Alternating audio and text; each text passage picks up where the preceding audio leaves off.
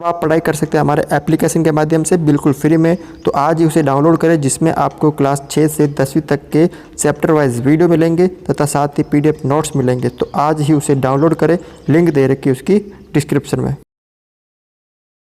Hello, आज के इस वीडियो में हम पढ़ेंगे संख्या पद्धति से संबंधित कुछ परिभाषाएं आपके भाज्य और अभाज्य संख्या। तो संख्या पद्धति के अंदर देखिए आप यहाँ पर संख्या पद्धति के अंदर हम आज पढ़ेंगे आपके सामने यहाँ पर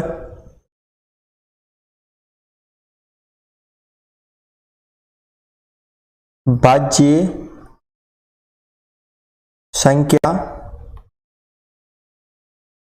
और दूसरी है अभाज्य संख्या।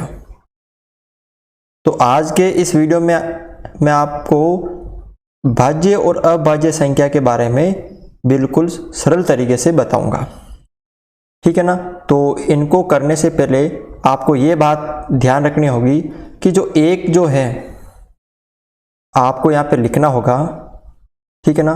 जो नोट लगा कर लिखना होगा, नोट लगा के लिखना होगा कि जो एक है आपके, एक जो संख्या है एक न तो भाज्य है और न ही अभाज्य संख्या है। ये आपको ध्यान रखना है। जो एक होती है वो न तो भाज्य होती है और न ही अभाज्य संख्या होती है। ये आपको थोड़ा सा समझना है। तो कहाँ से हम स्टार्ट करेंगे इसको? 2 से। जो गिनती का अंक है उसको हम कहाँ से स्टार्ट करेंगे? हम 2 से करेंगे। कहाँ से शुरू करेंगे? 2 से, क्योंकि एक न तो भाज्य होती है और न ही अभाज्य होती है। अभी मैं आपको आगे बताऊंगा क्यों नहीं होती है भाज्य और अभाज्य दोनों ही, ठीक है ना। तो सबसे पहले देखो भाज्य संख्या क्या होती है, ठीक है ना। तो अगर इसकी हम परिभाषा की बात करें समझने के लिए, ठीक है ना। ऐसे तो अलग अलग तरीके से आपको समझा सकते हैं, लेकिन मैं अपनी तरफ से जो बताऊं आपको समझाने के लिए, ठीक है ना। कोई फिक्स परिभाषा नहीं है, ये आपको सिर्फ समझाने के लिए बता रहा हूं। तो यहाँ पे लिख सकते हो आप भाज्य के लिए ऐसी संख्या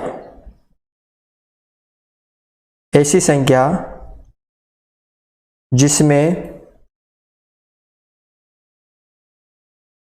स्वयं के अलावा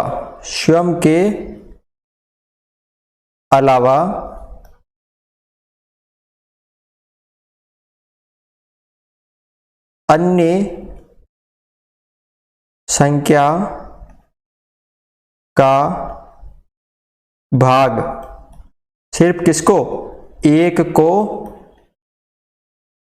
छोड़कर। ये थोड़ा ध्यान रखना, एक का भाग नहीं देना है आपको, क्योंकि एक न तो भाज्य और न ही क्या है यहाँ पर अभाज्य संख्या है। तो आपको एक नहीं लेना यहाँ पे, ये आपको थोड़ा सा ध्यान रखना, ठीक है ना।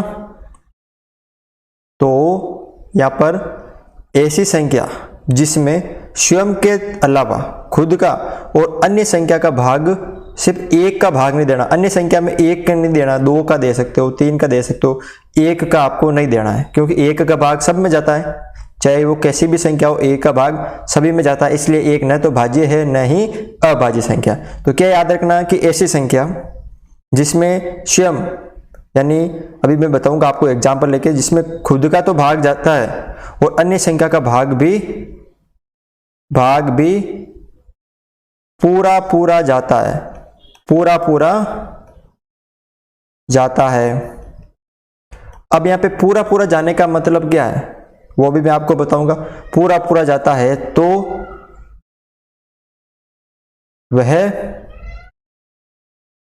कौन सी संख्या कहलाती है आपके? वह भाज्य संख्या कहलाती है। कोई फिक्स परिभाषा नहीं है इसकी कि आप ये फिक्स परिभाषा है, इसको सिर्फ समझाने के लिए मैंने ये लिखा है, ठीक है ना। तो ऐसी संख्या जिसमें स्वयं का भाग तो जाता है और उसके अलावा अन्य संख्या का भी भाग पूरा पूरा जाता। अब यहाँ पे पूरा पूरा जाने का मतलब क्या है, जैसे यहाँ पर एक संख्या है 6 में मैंने किसी संख्या 2 का भाग दिया, तो 2 का भाग 6 में 3 बार गया और 6 आगे। यहाँ पे पूरा पूरा जाने का मतलब शेष पर क्या आना चाहिए, 0। पूरा पूरा भाग जाना, इसका मतलब क्या होता है, शेषफल आपके क्या आना चाहिए, 0 आना चाहिए। ये आपको थोड़ा सा याद रखना है। पूरा पूरा जाने का मतलब है कि किसी संख्या में अगर भाग पूरा पूरा जाता है तो उसका मतलब उसका जो शेषफल है वो क्या आना चाहिए, 0 आना चाहिए। तो अब यहाँ पे देखो, इसको मैं थोड़ा सा साइड में रख लेता हूं ताकि आपको समझाने के लिए होगा, ठीक है ना। तो यहाँ पर मैं इसको तो थोड़ा सा साइड में रख लेता हूं।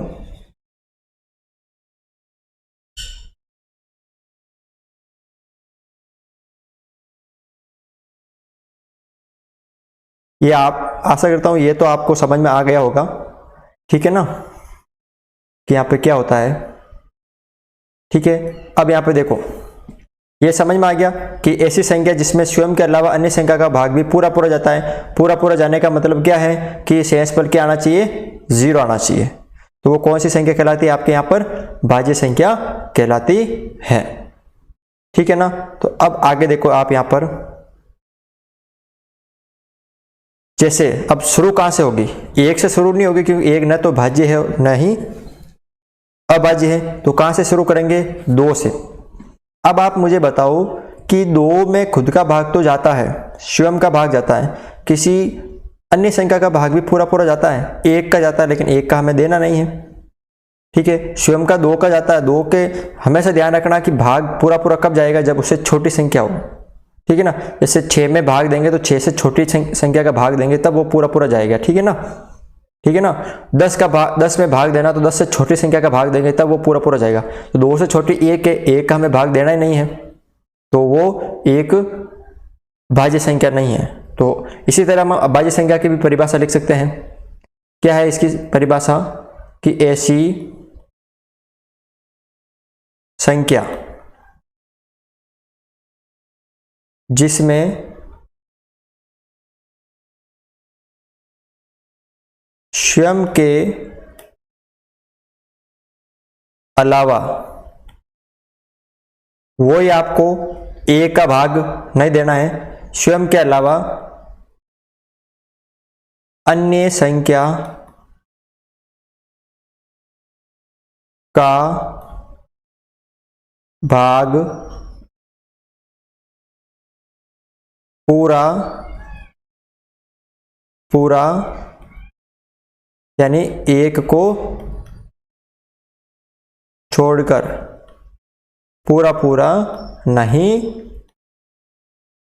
जाता है, तो वह कौन सी संख्या कहलाएगी आपके यहां पर,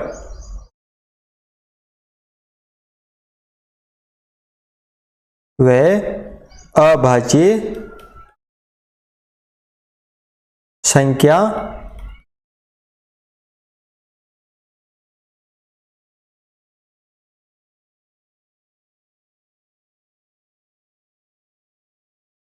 अभाज्य संख्या कहलाती है। क्या ध्यान रखना आपको, कि ऐसी संख्या जिसमें स्वयं का भाग तो जाता है, स्वयं का भाग तो सब में जाता है, चाहे वो 5 का भाग 5 में 2 भी जाता है, 10 का भाग 10 में देंगे तब भी जाता है, वो तो आपको ध्यान रखना है। लेकिन जिसमें खुद का अलावा सबका भाग तो जाता है, दूसरा का भाग पूरा पूरा जाता है, तो वो भाज्य संख्या। जिसमें दूसरे का भाग पूरा पूरा नहीं जाता तो वो अभाज्य। बस याद रखने की ये ट्रिक है, जिसमें पूरा पूरा जाता है दूसरी संख्या का भाग वो भाज्य, भाज्य का मतलब भाज्य, ये भाजक हो, ठीक है ना। और अभाज्य का मतलब पूरा पूरा नहीं जाता है तो वो अभाज्य। तो संख्या कहाँ से शुरू होगी, 2 से। अब 2 में खुद का जाता है, अन्य संख्या का भाग जाता है तो नहीं है, तो यहाँ पे सबसे छोटी जो अभाज्य संख्या होगी वो 2 हो गई यहाँ पे। 3 बताओ, 3 में खुद का जाता है, दूसरे का भाग नहीं जाता है पूरा पूरा। 3 में 3 से छोटे का भाग जाएगा पूरा पूरा, तो 1 का भाग देना नहीं, क्योंकि 1 न तो भाज्य और नहीं अभाज्य। 2 का भाग पूरा पूरा नहीं जाएगा, 3। ठीक है ना। तो यहाँ पे देखो आप, मैं इसको यहाँ पे लिख लेता हूं।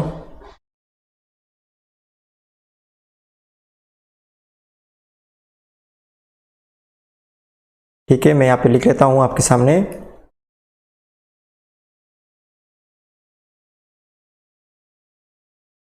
दो न तो मतलब 2 भाज्य नहीं है, क्या है ये, अभाज्य। फिर 3 में खुद का जाता है, दूसरे का भाग नहीं जाता पूरा पूरा। 4 देखो, 4 में खुद का भाग तो जाता है, और 4 से छोटी संख्या 2 का भाग भी पूरा पूरा जाता है, ध्यान रखना आपको। तो 4 एक क्या होगी, भाज्य संख्या। 5 में खुद का जाता है लेकिन दूसरे का भाग नहीं जाता है। 6 में देखो, 6 में खुद का जाता है और 3 का जाता है। 7 में नहीं जाता है, 7 में सिर्फ खुद का जाता है। 8 में देखो आप, 2 का भी जा रहा है, 4 का भी जा रहा है। 9 में 3 का जा रहा है। 10 में 5 का जाता है, 2 का जाता है। 11 में नहीं जाता है। उसके बाद 12 में 6 का जाता है, 2 का जाता है। 13 में खुद का जा रहा है लेकिन दूसरे का नहीं जा रहा है। 14 में 7 का जा रहा है, 2 का जा रहा है। 15 में 3 का जा रहा है, 5 का जा रहा है। 16 में 2 का जाता है, 8 का जाता है, 4 का जाता है। 17 में खुद का जाता है, दूसरी संख्या का भाग नहीं जाता है। 18 में 2 का जा रहा है, 9 का जा रहा है, 6 का जा रहा है, 3 का जा रहा है। ठीक है ना। उसके बाद 19 में सिर्फ खुद का जाता है। 20 में देखो आप, 2 का भी जा रहा है, 10 का भी जा रहा है। 21 में देखो आप, 7 का भी जाता है, 3 का भी जाता है। 22 में आप देखो 2 का भी जा रहा है, 11 का भी जा रहा है। 23 में सिर्फ स्वयं का जाता है। 24 में देखो आप, खुद का भी जा रहा है, 12 का भी जा रहा है, 2 का भी जा रहा है, 8 का भी जा रहा है, 4 का भी जा रहा है, 6 का भी जा रहा है। 25 में 5 का भी जाता है, इसलिए ये एक कोई भी एक संख्या का भाग जाता है पूरा पूरा, 25 को छोड़ के दूसरी संख्या का भाग भी जाता है, तो वो भाज्य संख्या। 26 में देखो आप, 13 का जा रहा है, 2 का जा रहा है। 27 में देखो आप, 3 का जा रहा है, 9 का जा रहा है। 28 में देखो आप, 14 का जा रहा है, 2 का जा रहा है। 29 में किसका जाता है क्या, इसमें सिर्फ खुद का जाता है। ठीक है। 30 में देखो आप, 2 का जा रहा है, 15 का, 3 का, 10 का। 31 में नहीं जाता है, 31 में स्वयं के अलावा किसी अन्य संख्या का भाग नहीं जाता है। जिसमें स्वयं के अलावा किसी अन्य संख्या का भाग नहीं जाता है पूरा पूरा, वह आपके हो गई अभाज्य। जिसमें स्वयं के अलावा यानी जिसमें दूसरे का भाग जाता है वो भाज्य, और जिसमें दूसरे का भाग नहीं जाता है पूरा पूरा वो अभाज्य। 31 हो गई। उसके बाद 32 में देखो, 16 का जाता है, 2 का जाता है। 33 में 3 का जा रहा है ना, 3 और 3 11 बार। 34 में 17 का जाता है। 35 में 5 का जाता है। 36 में 18 का जाता है, 2 का जाता है। 37 में नहीं जाता है। ठीक है। फिर उसके बाद 38 में देखो आप, 2 का जा रहा है। 39 में देखो 17 का जा रहा है, 3 का जा रहा है। 40 में 2 का जा रहा है। 41 में नहीं जाता है। उसके बाद यहाँ पे 42 में जा रहा है, 2 का। ठीक है। उसके बाद यहाँ पे 43 का नहीं जा रहा, 43 में किसी का नहीं जाता है स्वयं के अलावा। 44 में 2 का जा रहा है, 4 का जा रहा है, 22 का जा रहा है। 45 में 5 का जाता है, 9 का जाता है, 3 का जाता है। 46 में 2 का जाता है। ठीक है। 23 का जाता है। 47 देखो आप, 47 में देख के देखो आप, किसी का भाग जा रहा है क्या, नहीं जा रहा है। उसके बाद 48, 2 का जाता है, 24 का जाता है, 12 का जाता है। 49 देखो, 7 का जाता है इसके अंदर, 7 7 49, 50। तो मैं यहाँ आपको 50 तक लिखवा रहा हूँ, ठीक है ना। बाकी की आप कोशिश करना आगे, ओ ठीक है ना। तो ये है भाज्य संख्या 50 तक, ये अभाज्य संख्या। अब यहाँ से कुछ आपके इंपॉर्टेंट पॉइंट निकल के आते हैं। वो क्या निकल के आते हैं, तो देखो वो थोड़ा सा आपको याद करने हैं। वो क्या निकल के आते हैं, देखो आप यहाँ पर।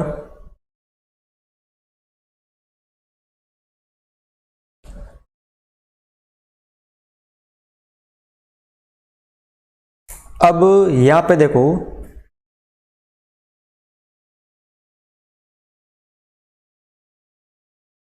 इंपॉर्टेंट है यहाँ पे, इंपॉर्टेंट। तो सबसे